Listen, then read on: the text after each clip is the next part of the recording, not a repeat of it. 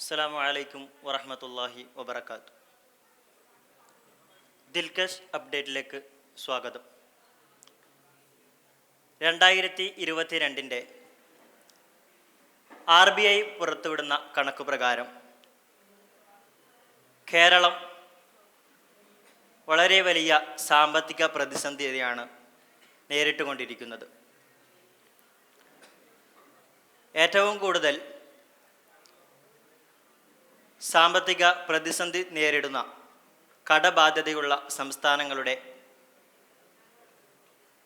5 സംസ്ഥാനങ്ങളുടെ പട്ടികയിൽ ഉൾപ്പെടുന്നതാണ് കേരളം എന്ന് പറയുമ്പോൾ 1980 മുതൽ തന്നെ കേരളം ഇത്തരത്തിലുള്ള പല സാമ്പത്തിക പ്രതിസന്ധിയും നേരിട്ടിട്ടുണ്ട് എങ്കിൽ പോലും കഴിഞ്ഞ 2 ദശകങ്ങളിലായിട്ട് കേരളത്തിൻ്റെ സാമ്പത്തിക അവസ്ഥ ഒന്നുകൂടെ മോശമാവുകയാണ്.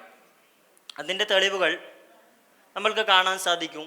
KSRTC പോലത്തെ അല്ലെങ്കിൽ സപ്ലൈകോ പോലത്തെ സംരംഭങ്ങൾക്ക് സഹായം നൽകാൻ സംസ്ഥാന സർക്കാരിന് സാധിക്കുന്നില്ല എന്നുള്ളത്. എന്നാൽ അതിൻ്റെയൊക്കെ കാരണം കേന്ദ്ര സർക്കാരിൽ നിന്നും കടമെടുത്ത് പരിഹരിക്കാൻ വേണ്ടി ശ്രമിക്കുമ്പോൾ കേന്ദ്ര സർക്കാർ രാഷ്ട്രീയ മുതലെടുപ്പ് നടത്തുകയാണെന്നും സംസ്ഥാന സർക്കാരിനെ ഞെരുക്കിക്കൊണ്ടിരിക്കുകയാണെന്ന വാദം ഉയരുന്നുണ്ട്. ഇന്ന് നമ്മുടെ ചർച്ചയിൽ നമ്മോട് ചേരുന്നത്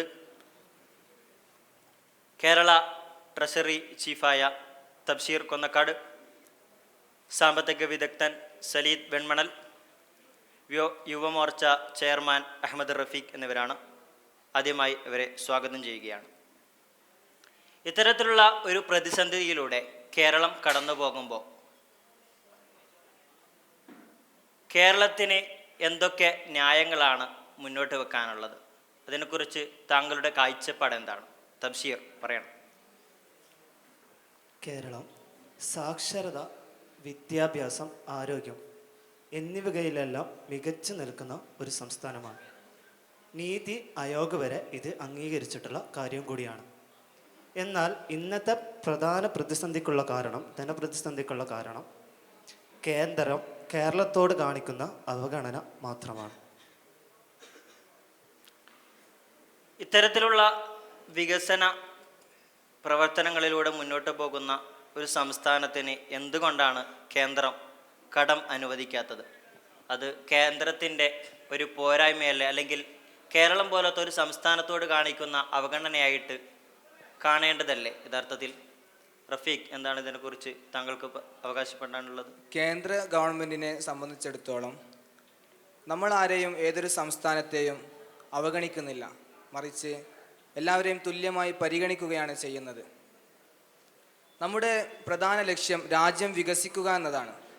രാജ്യം വികസിക്കുന്നതിന് എല്ലാ സംസ്ഥാനങ്ങളും ഒരുപോലെ ഉയരേണ്ടത് വളരെ അത്യാവശ്യമാണ്. അതുകൊണ്ട് കേരളം എന്നല്ല, ഏതൊരു സംസ്ഥാനത്തെയും നമ്മൾ രാഷ്ട്രീയ മുതലെടുപ്പിനോ അല്ലെങ്കിൽ മറ്റേതെങ്കിലും കാര്യങ്ങൾക്കോ വേണ്ടി ഒരിക്കലും അവർക്ക് നൽകേണ്ട പണം നൽകാതിരിക്കുകയോ അല്ലെങ്കിൽ അവരെ അവഗണിക്കുകയോ ചെയ്യുന്നില്ല. പിന്നെ ഇവർ വാദിക്കുന്ന പണം നൽകുന്നില്ല, ധനപ്രതിസന്ധിക്ക് കാരണം കേരളമാണ് എന്നൊക്കെ പറയുന്നത് വെറും രാഷ്ട്രീയ പ്രേരിതമാണെന്ന് എനിക്ക് പറയാനുള്ളൂ. കേരളം പോലത്തൊരു സംസ്ഥാനം കേന്ദ്രത്തിൽ നിന്നും ഇങ്ങനൊരു അവഗണന നേരിടുന്നു, അല്ലെങ്കിൽ കടം നൽകാൻ വേണ്ടി കേന്ദ്ര സർക്കാർ തയ്യാറാവുന്നില്ല എന്ന ഒരു വിമർശനം ഉയർന്നു വരുമ്പോൾ ഒരു സാമ്പത്തിക വിദഗ്ധൻ എന്ന നിലക്ക് താങ്കൾ എങ്ങനെയാണ് ഈ ഒരു അവസ്ഥയെ നോക്കിക്കാണുന്നത്? വ്യത്യസ്ത വീക്ഷണങ്ങളിലൂടെ നമ്മളിത് കാണേണ്ടതുണ്ട്. ഇടിവെട്ടേറ്റവനെ പാമ്പ് കടിച്ചു എന്ന് പറയുന്ന ഒരു അവസ്ഥയിലാണ് ഇന്ന് കേരള സർക്കാർ ഉള്ളത്. അതായത് കേരളം ഇന്ന് സാമ്പത്തിക പ്രതിസന്ധിയിലാണ്. അതേസമയം കേന്ദ്ര സർക്കാരിൻ്റെ ഈ ഒരു അവഗണന കൂടി വരുമ്പോൾ കൂടുതൽ രൂക്ഷമായ പ്രതിസന്ധി നേരിടുകയാണ്. നമുക്കറിയാം, ഇന്ത്യ എന്ന ഈ ജനാധിപത്യ രാജ്യത്തിൽ ഫെഡറൽ സിസ്റ്റമാണ് നിലവിലുള്ളത്. ആ ഒരു സിസ്റ്റം അടിസ്ഥാനമാക്കി പറയുമ്പോൾ കൊണ്ടും കൊടുത്തും കൈമാറ്റം ചെയ്യുന്ന ഒരു രീതിയാണുള്ളത്. ശരിയാണ്. എന്നാൽ ഈ ഒരു ഒത്തൊരുമയ്ക്ക് ഭംഗം വെക്കുമ്പോഴാണ് നമുക്കറിയാൻ പറ്റുന്നത് പോലെ ഈ ഒരു പ്രശ്നങ്ങൾ ഉടലെടുക്കുന്നത്. എന്നാൽ കേരളത്തിൻ്റെ ഭാഗത്ത് തെറ്റില്ല എന്ന് പറയാൻ ആവാത്തൊരവസ്ഥ. അതായത് മോശമായ ധനകാര്യ മാനേജ്മെൻറ്റാണ് നിലവിലുള്ളത്. അനാവശ്യമായ ചെലവുകൾ പോലും നിയന്ത്രിക്കാൻ സാധിക്കുന്നില്ല. അതുപോലെ വരുമാനം നിയന്ത്രിക്കുന്നതിനെക്കുറിച്ചുള്ള ചിന്ത പോലും കേരള സർക്കാരിൻ്റെ ഭാഗത്തു നിന്ന് ഉണ്ടാകുന്നതായിട്ട് കാണുന്നില്ല. അതുപോലെ തന്നെ നമ്മൾ മനസ്സിലാക്കാൻ സാധിക്കുന്നതാണ്, കിഫ്ബിനെ കുറിച്ച് ചർച്ച ചെയ്യാറുണ്ട്. അതായത് സംസ്ഥാനത്തിൻ്റെ അടിസ്ഥാന വികസനങ്ങൾ ആലോചിക്കുമ്പോഴാണ് അതിൻ്റെ ഭാഗമായിട്ടാണ് കിഫ്ബി രൂപപ്പെട്ടിരിക്കുന്നത്. ആ കിഫ്ബിയുടെ ബാധ്യതകൾ കൂടി സംസ്ഥാന സർക്കാരിൻ്റെ മേലിൽ കെട്ടിവെക്കുന്ന, അതിൻ്റെ ഭാഗമായിട്ടാണ് നിങ്ങൾക്ക് നാം നൽകേണ്ടതായിട്ടുള്ള വിഹിതങ്ങൾ നൽകുന്നില്ല എന്ന പേരിലുള്ള പരാതികൾ ഉയർന്നു വരുന്നത്. എന്നാൽ യഥാർത്ഥത്തിൽ ഈ കിഫ്ബി എന്ന് പറയുന്നത് സംസ്ഥാനത്തിൻ്റെ നിർവചനത്തിൽ പെടുന്നില്ല എന്ന് ഭരണഘടനാ അനുച്ഛേദം 12 പറയുന്നതായി കാണാം. അങ്ങനെ വരുമ്പോൾ കേന്ദ്രത്തിൻ്റെ ഒരു വിവേചനമാണ് ഇതെന്ന് പറയാതിരിക്കാതെ നമുക്കാവില്ല. കേരളത്തിന് ഇത്തരത്തിലുള്ള ഒരു സാമ്പത്തിക പ്രതിസന്ധി മുന്നിൽ നിൽക്കുന്ന സമയത്ത് യഥാർത്ഥത്തിൽ സഹായിക്കേണ്ടത് കേന്ദ്ര സർക്കാരാണല്ലോ. പക്ഷേ എന്തുകൊണ്ടാണ് കേന്ദ്ര സർക്കാർ ഇത്തരത്തിലുള്ള സഹായ ഹസ്തങ്ങൾ നൽകുന്നതിന് മടിക്കുന്നത്, അല്ലെങ്കിൽ അതിന് തയ്യാറാവാത്തത് എന്തുകൊണ്ടാണ്? ഞാൻ വീണ്ടും ആവർത്തിക്കുകയാണ്, കേരളത്തെ കേന്ദ്രം ഒരിക്കലും അവഗണിച്ചിട്ടില്ല. നാം മനസ്സിലാക്കിയതുപോലെ കേരളത്തിന് വന്ദേ ഭാരത് നൽകിയിട്ടുണ്ട്. കേരളം വലിയ കോടിക്കണക്കിന് രൂപകൾ ചെലവ് വരാനുള്ള, ബാധ്യത വരാനുള്ള കേരയിൽ പദ്ധതി ആവിഷ്കരിക്കുന്നു. അതിനെതിരെ പ്രതിഷേധങ്ങൾ വരുന്നു. എന്നിട്ടും ഇതേ ആവശ്യം, അതായത് ചെറിയൊരു സമയത്തിനുള്ളിൽ നമുക്ക് യാത്ര സുഗമമായി നടത്താനുള്ള വന്ദേ ഭാരതുകൾ കേരളത്തിന് നൽകിയിട്ടുണ്ട്. കേരളം തന്നെയാണ് അവരുടെ ധനപ്രതിസന്ധി വരുത്തിവെക്കാനുള്ള കാരണം. ഒരുപാട് ആവശ്യമില്ലാത്ത കാര്യങ്ങളിൽ ഒരുപാട് ചെലവുകൾ വർദ്ധിക്കുകയാണ്. ഈ അടുത്ത് നടന്ന നവകേരള സദസ്സിലൂടെ അവർ ആദ്യം പറഞ്ഞത്, ഒരു ബസ് അവർ അനുവദിക്കുന്നതിലൂടെ ആദ്യം പറഞ്ഞത് ചെലവ് ചുരുക്കുകയാണെന്നാണ്. എന്നാൽ നമുക്ക് ആ ബസ്സിന് അകമ്പടിയായിട്ട് ഒരുപാട് നൂറിന് മുകളിൽ തന്നെ സർക്കാർ വാഹനങ്ങളാണ് ഇതിനു വേണ്ടി ആനയിച്ചു കൊണ്ടുപോകുന്നത്. അതുകൊണ്ട് തന്നെ കേരളത്തിന് കേന്ദ്രത്തിൽ നിന്നുള്ള അവഗണനയല്ല ധനപ്രതിസന്ധിക്ക് കാരണം, മറിച്ച് കേരളത്തിൽ നടക്കുന്ന ഇത്തരം വലിയ ധനമേഖലയിലുള്ള വലിയ വരാം. കേരള സർക്കാർ കാണിക്കുന്ന ഇത്തരത്തിലുള്ള ധൂർത്തുകളല്ല യഥാർത്ഥത്തിൽ സാമ്പത്തിക പ്രതിസന്ധിയുടെ കാരണം. കേന്ദ്ര സർക്കാർ കടം അനുവദിക്കുന്നുണ്ട് എങ്കിൽ പോലും ഇത്തരത്തിലുള്ള ഒരു ലിമിറ്റ് കേന്ദ്ര സർക്കാർ നിശ്ചയിക്കാനുള്ള കാരണം കേരളം മുമ്പും ഒരുപാട് കടം എടുത്തിട്ടുണ്ട് എന്നുള്ളത് കൊണ്ട് മാത്രമാണ്. കേരളത്തിനായിട്ട് പ്രത്യേകമായിട്ടുള്ള ഒരു പരിഗണന നൽകുക എന്നുള്ളത് പോസിബിൾ ആയിട്ടുള്ള കാര്യമല്ല. അതുകൊണ്ട് മാത്രമാണ് എന്നാണ് തോന്നുന്നത് കേരളം ഇങ്ങനെ ഒരു സാമ്പത്തിക പ്രതിസന്ധിയിലും കേരളത്തിൻ്റെ സഹായം ലഭിക്കാതെ പോകുന്നത്. എന്താണ് നിങ്ങൾക്ക് ഇതിനെക്കുറിച്ച് പറയാനുള്ളത്? അദ്ദേഹം പറഞ്ഞു കേരളത്തിനോട് കേന്ദ്രം അവഗണന നടത്തുന്നില്ല എന്നുള്ളത്. പ്രളയകാലത്ത് ഒരു ഫെഡറൽ സിസ്റ്റത്തിൻ്റെ പ്രധാന ഘടകമാണ് സംസ്ഥാനങ്ങളെ കേന്ദ്രം സഹായിക്കുക എന്നുള്ളത്. പ്രളയകാലത്ത് അരി തന്നതിൻ്റെ വില വരെ ചോദിച്ച സർക്കാരാണ് കേന്ദ്ര സർക്കാർ. അതുപോലെ തന്നെയാണ് അവർ ചെയ്യേണ്ട ഒരു കാര്യങ്ങളും കേരളത്തിൽ വെട്ടിക്കുറയ്ക്കുകയാണ് ഇപ്പോൾ ചെയ്തുകൊണ്ടിരിക്കുന്നത്. മാത്രമല്ല, ഇപ്പോൾ പെട്രോളിൻ്റെ വിലയൊക്കെ കുതിച്ച് കയറുകയാണ്. എല്ലാ രാജ്യത്തും പെട്രോളിൻ്റെ വില കുറയുകയും, എന്നാൽ ഇന്ത്യയിൽ ഇപ്പോഴും 100-ന് മുകളിലാണ്. കാരണം എന്താണ്? കേന്ദ്ര സർക്കാർ അതിന് വില നിശ്ചയിക്കുന്ന കേന്ദ്ര സർക്കാരാണ്. അവർ വലിയ തോതിലുള്ള വില നിശ്ചയിക്കുകയും അത് കാരണം കേരളത്തിന് അതേപോലുള്ള പൈസക്ക് തന്നെ കൊടുക്കേണ്ട ഗതിയും വരുന്നുണ്ട്. അതുപോലെ തന്നെയാണ് ക്രൂഡ് ഓയിലും. മറ്റ് രാജ്യങ്ങളിലൊക്കെ വില കുറയുമ്പോൾ ഇന്ത്യയിൽ ഇപ്പോഴും വില കൂടുതലാണ്. പിന്നെ കേരളത്തിലെ അവഗണന എന്നുള്ളത് ഒരുപാട് മേഖലകളിൽ കേരളത്തിനെ അവഗണിച്ചു വരുന്നുണ്ട്. അത് വിദ്യാഭ്യാസ രംഗത്തായാലും ഗതാഗത രംഗത്തായാലും ഇതിനെല്ലാം ഉദാഹരണം ഒരുപാടുകളാണ്.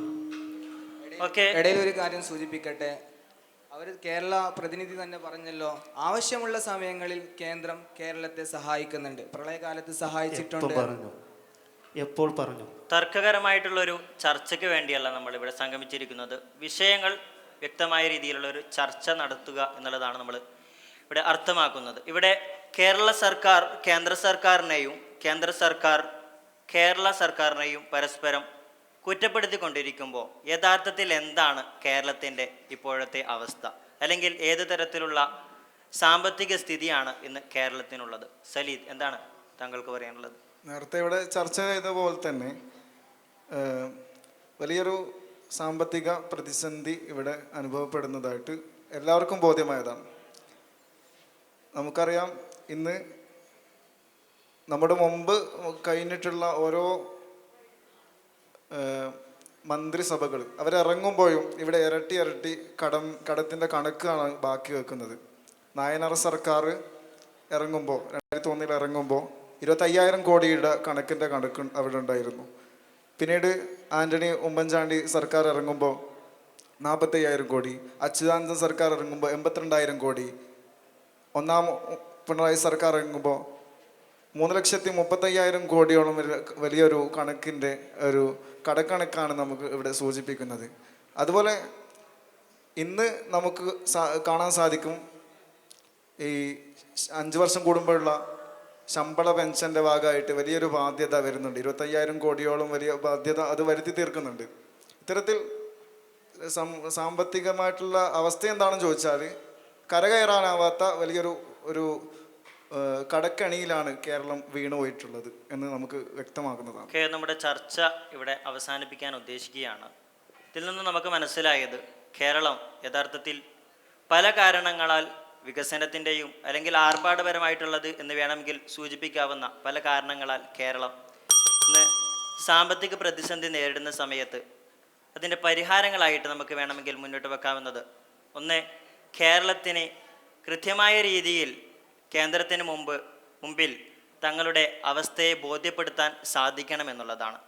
രണ്ടാമതായിട്ട്, പ്രതിസന്ധി തരണം ചെയ്യാനുള്ള കടമെടുക്കുക എന്നുള്ള മാർഗം മാത്രം ആലോചിക്കുന്നതിന് പകരം മറ്റ് മാർഗങ്ങൾ കൂടെ സംസ്ഥാന സർക്കാർ ആലോചിക്കേണ്ടതുണ്ട് എന്നുള്ളതാണ്. അടുത്തതായിട്ട് വേണമെങ്കിൽ